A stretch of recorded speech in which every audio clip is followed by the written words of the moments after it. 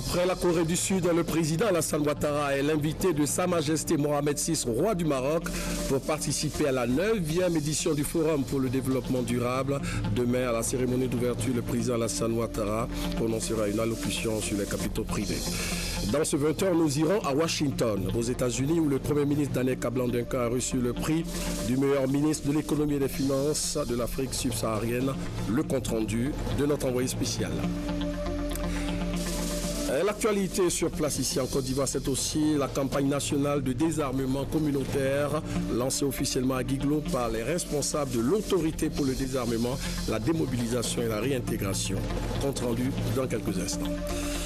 Au Nigeria, 180 jours après l'enlèvement des jeunes filles de Chibok, des manifestations ont eu lieu pour réclamer la libération immédiate de ces filles enlevées par Boko Haram. Ce sont les principaux titres de ce 20h. Bonsoir, bienvenue à cette demi-heure d'information. Pour commencer ce journal, direction le Maroc, où le chef de l'État est arrivé cet après-midi pour participer à la 9e édition du Forum pour le développement durable. Les travaux de ce forum vont s'articuler autour des financements innovants pour la transformation de notre continent, le continent africain. Viviane Animé, envoyé spécial. La CEA, la Commission économique pour l'Afrique, qui est le centre de réflexion chargé de réfléchir sur les politiques économiques de l'Afrique, tient pour la première fois son forum qui se déroule tous les 2 ans hors de son siège d'Addis Abeba. Et c'est la ville de Marrakech au Maroc qui est choisie pour abriter ce 9e forum africain pour le développement. Invité du roi Mohamed VI pour prendre part à cette rencontre qui s'ouvre lundi et au cours de laquelle il fera une contribution très attendue sur le thème des capitaux privés dans la problématique du capital investissement en Afrique, le président de la République Alassane Ouattara est arrivé ce dimanche à Marrakech accompagné de son épouse. Il a été accueilli à l'aéroport international Marrakech-Menara par le Premier ministre, chef du gouvernement marocain Abdel Ila Ben Kiran, et par une forte présence de ses compatriotes vivant au Maroc qui ont effectué le déplacement en car de toutes les grandes villes de ce pays, de Casablanca, de Rabat, de Fès, pour exprimer leur affection, leur soutien et leur grande joie de recevoir eux aussi leur président dans leur pays d'accueil. Effectuant sa première visite officielle au Maroc depuis son accession à la magistrature suprême, le président de la République s'est réjoui de rendre à son tour visite au roi Mohamed VI dans son pays, après les 2 visites effectuées par le souverain chérifien en Côte d'Ivoire. L'objet principal de mon séjour, c'est de revoir Sa Majesté, qui nous a honorés de plusieurs visites en Côte d'Ivoire, cette année comme l'année dernière. Et donc, je viens le saluer, lui présenter mes hommages, mes respects, toute ma considération, et lui dire que le royaume chérifien est une terre qui me tient à cœur, parce que j'ai travaillé longtemps sur le Maroc, quand j'étais au Fonds monétaire international, et donc avec Sa Majesté, qui a un rôle de leadership sur le continent actuellement, avec tous les défis que nous avons. Je pense que cette concertation me permettra d'aller encore plus en avant pour aider la sous-région ouest-africaine et le continent. En tout cas, je me réjouis de pouvoir rencontrer Sa Majesté. Madame la Première Dame est avec moi, puisqu'elle s'est liée d'amitié avec Madame la Princesse Leila Selma. Et donc, disons, c'est une visite particulière et je suis particulièrement heureux d'être là. Cette visite du président de la République, Alassane Ouattara, au Maroc, va s'achever le 15 octobre. Et toujours au chapitre des déplacements à l'étranger, le président de l'Assemblée nationale était récemment aux Comores. Soro Guillaume était l'invité d'honneur de son homologue comorien à l'occasion de l'ouverture de la 2e session parlementaire de ce pays. Le compte-rendu de notre envoyé spécial, Léon Bro. Danse du terroir pour célébrer ceux des hommes qui font la fierté du peuple comorien, suivi d'honneur militaire pour Guillaume Soro. Le chef du Parlement est honoré pour l'honneur qu'il fait à la République de l'Union des Comores en prenant part à l'ouverture de la 2e et dernière session parlementaire de ce pays en plein océan Indien entre le canal de la Mozambique et le Madagascar. Une session budgétaire mais placée sous le signe de l'intégration et de la coopération selon Bourhana Midou, président de l'Assemblée de l'Union. Sa visite décision est soutenue par les parlements malgaches et ivoiriens, dont le chef Guillaume Soro explique que c'est la condition pour assurer un avenir radieux à l'Afrique. De nombreux pays du Sud sont désormais aptes à contribuer à leur propre développement dans une perspective de partage. Réaffirmons notre attachement aux initiatives novatrices en matière de coopération Sud-Sud qui rendent possible le partage de la prospérité, le développement durable et la dignité pour tous. C'est cela ma conception du panafricanisme. Pour joindre l'acte à la parole, Guillaume Soro annonce la reprise des relations bilatérales entre la Côte d'Ivoire et les Comores, notamment la coopération entre les parlements des deux pays. Elle va consister, entre autres, en des échanges d'expériences, une aubaine pour l'État comorien. Ça va nous apporter beaucoup de choses, parce que nous avons besoin d'une ouverture. Il faut des échanges parlementaires, voir comment on peut aider la jeunesse en matière de formation. Je m'attendais à ça et je suis très satisfait. Son intervention à l'ouverture de cette session parlementaire, Guillaume Soro en a aussi fait l'occasion d'enseignements sur le retour de la Côte d'Ivoire dans le concert des nations et les efforts en cours pour l'émergence du pays. Bénéficiaires de ce cours magistral, le corps diplomatique, le peuple et les 33 députés comoriens. Après les Comores, rendons-nous à Washington, aux États-Unis, où le Premier ministre Daniel Kablan-Duncan a reçu le prix du meilleur ministre de l'économie et des finances de l'Afrique subsaharienne. Une distinction que le Premier ministre dédie à l'ensemble de son gouvernement. Les temps forts de la cérémonie avec Sylvie Touré, envoyé spécial sur place à Washington. Il lui a fallu 2 ans pour convaincre. 2 années à la tête du gouvernement pour se distinguer et séduire l'équipe éditoriale de Emerging Markets, le magazine américain des marchés émergents. Daniel Kablan-Duncan figure sur la shortlist des lauréats 2014. Il a reçu le prix de meilleur ministre de l'économie et des finances d'Afrique subsaharienne. Un honneur que le Premier ministre refuse de savourer tout seul. Ce prix, c'est d'abord au président de la République, son Excellence Alassane Ouattara, à qui revient ce prix. En ce sens que, comme vous le savez, il veut faire de la Côte d'Ivoire un pays émergent en 2020. Et c'est conformément à ces indications que l'ensemble de l'équipe gouvernementale travaille. Donc ce prix va d'abord au président de la République. Je voudrais associer donc à ce prix les membres du gouvernement, l'équipe qui a travaillé. Une performance reconnue et saluée, mais ce n'est qu'une étape, assure Daniel Kablan-Duncan. Pour lui, le véritable challenge est de faire en sorte que cette croissance soit partagée de tous les Ivoiriens et qu'elle se ressente davantage dans les assiettes et dans le quotidien. C'est vraiment la grande étape, c'est celle de l'inclusivité. Ça a commencé quand même, parce que même si on n'a pas encore atteint le top, mais il faut quand même noter qu'il y a eu l'augmentation, disons que du SMIC, qui est passé quand même de 36 000 à 60 000. Il y a eu le déblocage des salaires des fonctionnaires. Il y a eu une augmentation récente au niveau donc, du prix du cacao, qui est passé de 750 à 850. Il y a toutes les actions pro-pauvres qui augmentent à un rythme de 20% en moyenne par an.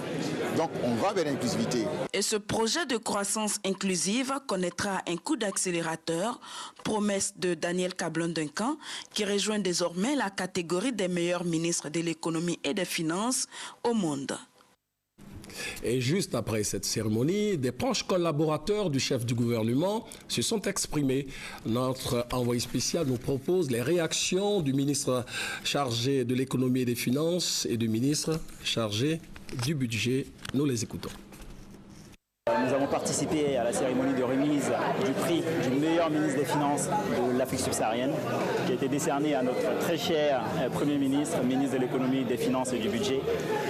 Vous m'avez demandé de le résumer en 3 points. Je pense que c'est travail, travail et travail. Donc c'est une personne très compétente, qui est très méticuleuse et qui nous a permis les dernières années de pouvoir mettre en œuvre le programme décidé par le chef de l'État, qui nous a permis notamment d'avoir le taux de croissance que nous avons connu et bien entendu toutes les retombées économiques que nous voyons en Côte d'Ivoire. Je pense que c'est le bon travail qu'il fait pour mettre en musique toute l'équipe gouvernementale, pour faire en sorte que nos différentes contributions s'harmonisent, qui permettent de donner ce bon résultat. Et je pense que c'est un prix qu'il a amplement mérité et je voudrais l'en féliciter sincèrement. Retour en Côte d'Ivoire. Le ministre d'État Ahmed Bakayoko était récemment à la cérémonie d'ouverture du commissariat de la Kota à l'intérieur du pays. Ce poste de police a été réhabilité avec l'appui de l'ONUCI, la force onusienne en Côte d'Ivoire. Un nouveau commissariat verra également le jour. La première pierre a été posée par le ministre de l'Intérieur, nous dit notre reporter Franck Okwadjo. La Kota. À quelques 190 km d'Abidjan, la tranquillité de la cité mise à rude épreuve le vendredi 10 octobre, et cela pour 2 jours. La ville reçoit le ministre d'État, ministre de l'Intérieur et de la Sécurité, Ahmed Bakayoko. Une visite pour s'imprégner des réalités et des potentialités de la Kota en matière de développement. Ici, plusieurs chantiers après une sortie de crise durement vécue. Le premier, la sécurité. Un commissariat d'ailleurs pillé durant la crise post-électorale. Un lointain souvenir désormais. La mission de l'ONU en Côte d'Ivoire, ONUCI, vient de procéder à la réhabilitation de l'outil visité par Ahmed Bakayoko, qui pour l'occasion a offert 5 motos et du matériel informatique. Un commissariat et un deuxième pour bientôt. Ouvrage de la tutelle, la première pierre posée par le ministre d'État. Deuxième chantier, la santé. Le dispensaire d'Akabré-Bois, village de la commune, inauguré. Une initiative de la municipalité financée à hauteur de 58 millions de francs CFA. Et plus tard dans la soirée, une visite de la grande place de la Kota, réhabilitée par la mairie. Une façon pour Sami Meri, premier responsable, de donner un visage à neuf à sa localité. Des efforts salués par le ministre d'État, ministre de l'Intérieur et de la Sécurité.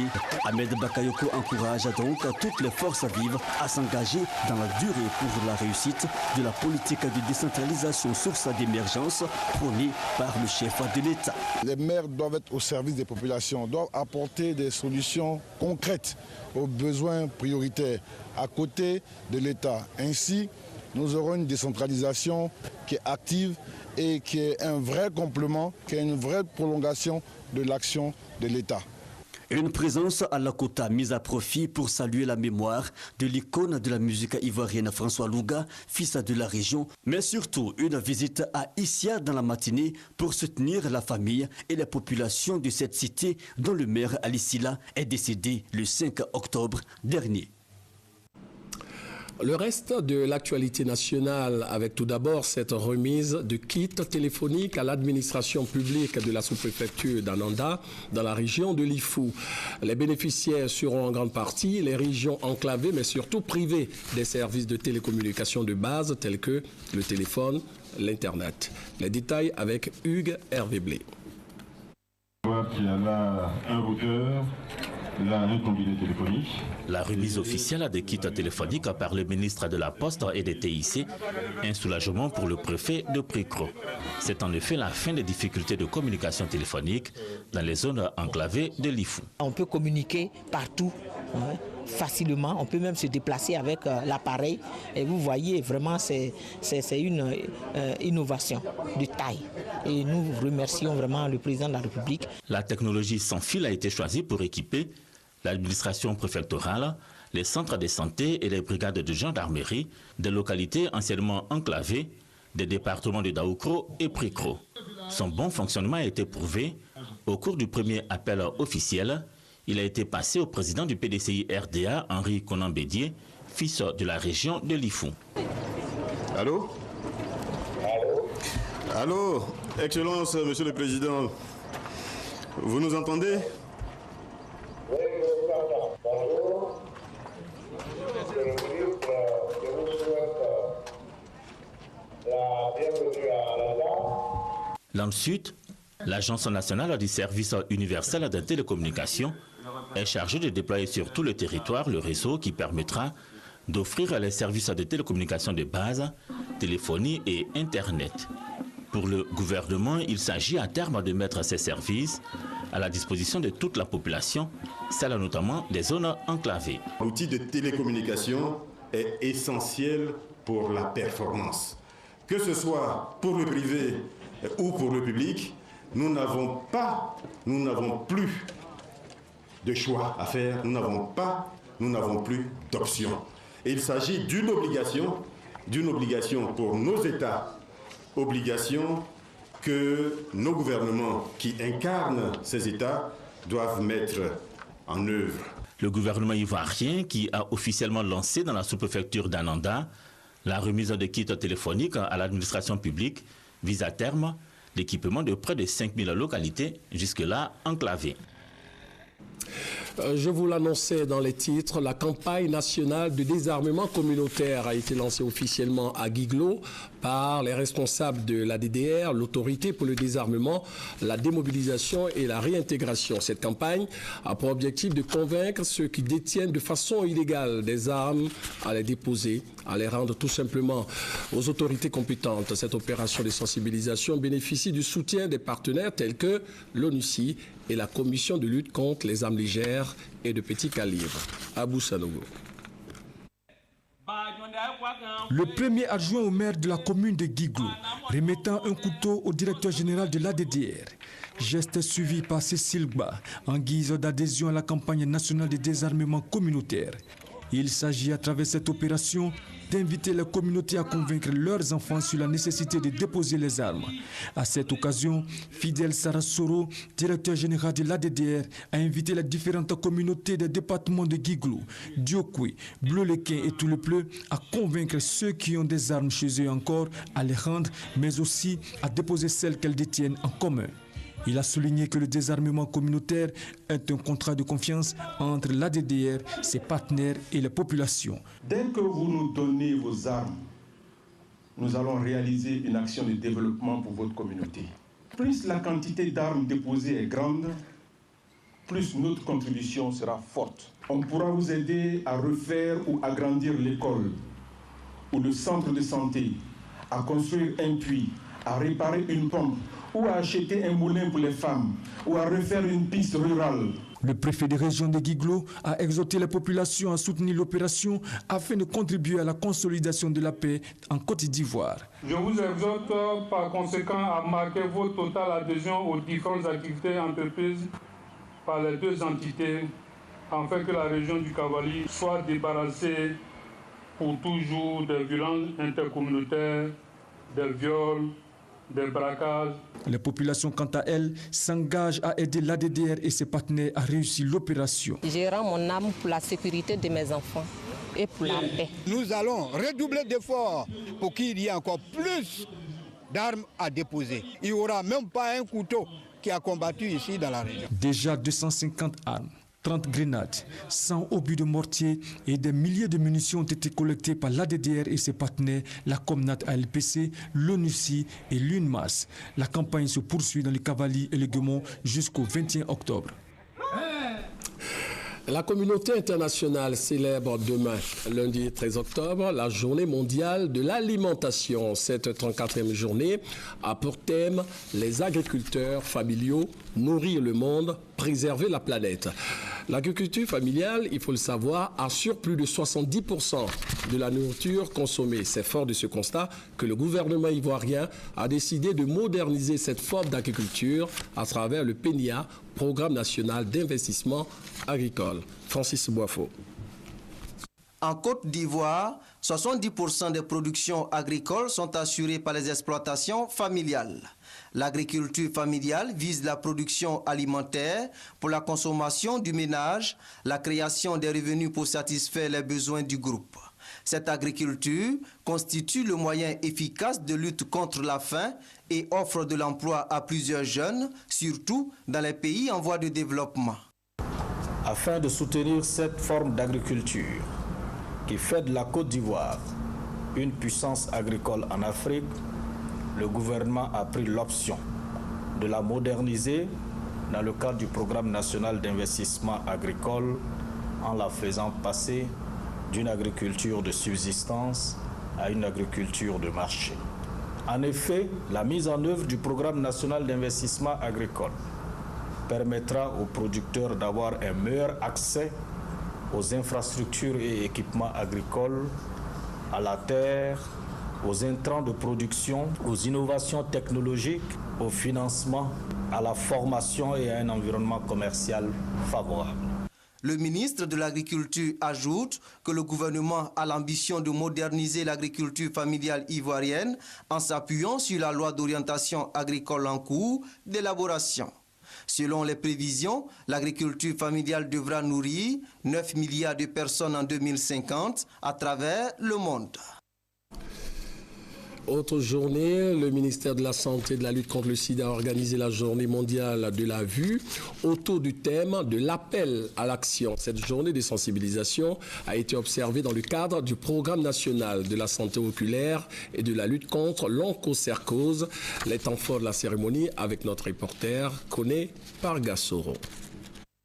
Appel à l'action, plus de cas de cécité évitable. C'est le thème cette année de la Journée mondiale de la vue. Une journée célébrée le deuxième jeudi du mois d'octobre. En Côte d'Ivoire, c'est la ville de Divo qui a abrité la célébration officielle de cette journée. Pour Dr Miezan Enyakou, représentant la ministre de la Santé et de la lutte contre le sida, cette journée vise à éveiller les consciences individuelles et collectives sur les réalités liées à la question de malvoyance. Un nouveau plan stratégique 2013-2016 a été rédigé. Il vise à promouvoir la santé oculaire afin de réduire la prévalence de la cécité et de la malvoyance en Côte d'Ivoire. La cécité et la malvoyance constituent des véritables problèmes de santé publique du fait de leur ampleur. Une situation inquiétante qui nécessite une prise en charge des pathologies oculaires communautaires, indique Dr Miezan Enyakou. À Divo, sur 430 personnes consultées gratuitement, 63 ont été opérées de la cataracte. Je souffrais de la cataracte. L'œil ne voyait pas, je voyais la lumière sous forme d'arc-en-ciel. Aujourd'hui, je viens d'être opéré, j'ai retrouvé ma vue. Selon l'Organisation mondiale de la santé OMS, environ 180 millions de personnes ont une déficience visuelle, dont 37 millions d'aveugles. En Côte d'Ivoire, le ministère de la Santé et de la lutte contre le sida estime à 1,5% le taux de prévalence de la cécité, soit environ 300 000 aveugles dont la première cause reste la cataracte. De la politique à présent. Commençons par cette journée hommage et de reconnaissance au président de la République Alassane Ouattara et au président du PDCI-RDA, Henri Konan Bédié, hommage rendu par le GRACUADO, mouvement de soutien à la candidature unique à l'élection présidentielle de 2015. Léon Bro. Le GRACUADO, le groupe d'action pour la candidature unique du président Alassane Ouattara, plus que jamais déterminé à mener son combat pour une Côte d'Ivoire unie autour du chef de l'État.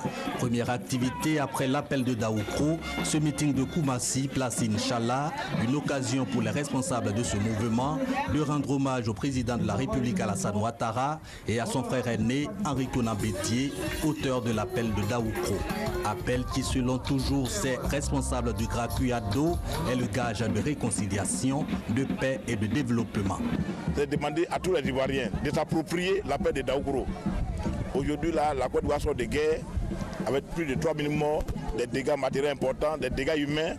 Il n'est plus question que nous retenons à cette guerre-là. Il faut faire en sorte que les prochaines élections soient des élections apaisées.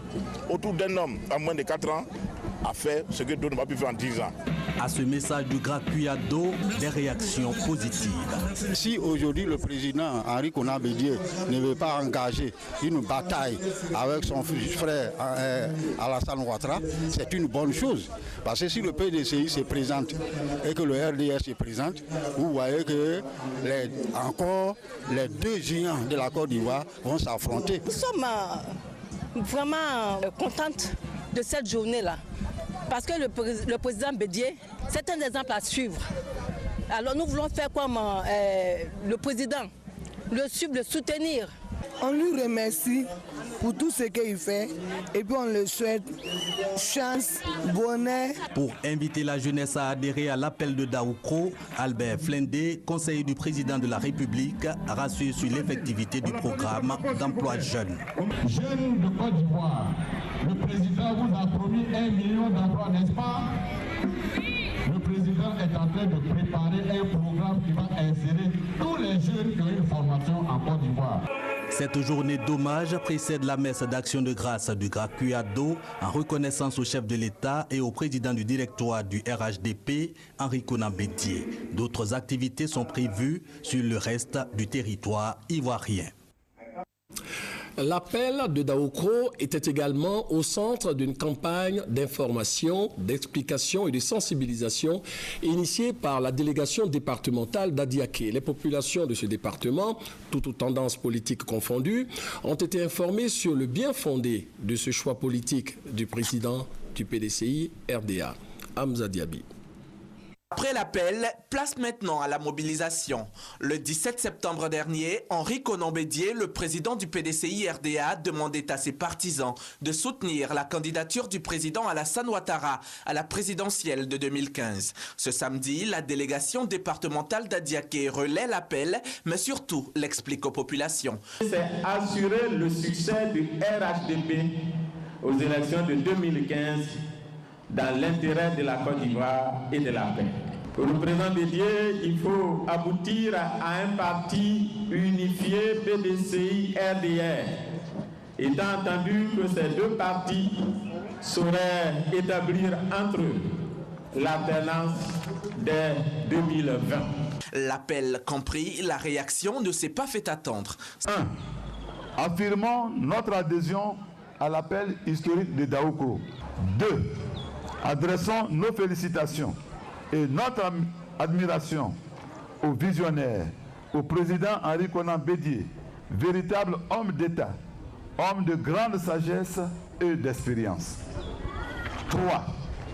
Nous engageons à porter cet appel partout où besoin sera, et notamment à la convention d'investiture pour faire aboutir le projet de candidature unique de Alassane Ouattara. Le président Bédié, en tant que président du PDCI RDA, est un organe central dont la mission est d'inspirer et de conduire l'action du parti. Donc c'est à lui de savoir quelles sont les décisions à préparer, à annoncer, pour l'intérêt bien sûr de notre parti, mais également pour l'intérêt de la Côte d'Ivoire.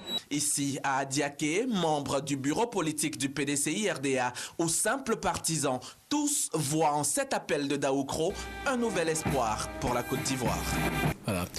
Sachez qu'après sa visite officielle en Corée du Sud, le président Alassane Ouattara est invité au Maroc par Sa Majesté Mohamed VI. Le chef de l'État ivoirien participera à Marrakech à la 9e édition du Forum pour le développement durable qui se tiendra du lundi 13 au jeudi 16 octobre prochain. Les travaux de ce forum vont s'articuler autour des financements innovants pour la transformation de l'Afrique. Et au cours de la cérémonie d'ouverture prévue demain lundi, le président Alassane Ouattara prononcera une allocution sur les capitaux privés. En marge de ce forum, le président ivoirien aura un entretien avec Sa Majesté roi du Maroc. Fin de ce 20h, merci de l'avoir regardé. La roue de l'actualité continue de tourner. À 23h, vous avez rendez-vous avec Maïsako. Portez-vous bien. Marrakech, accompagné de son épouse.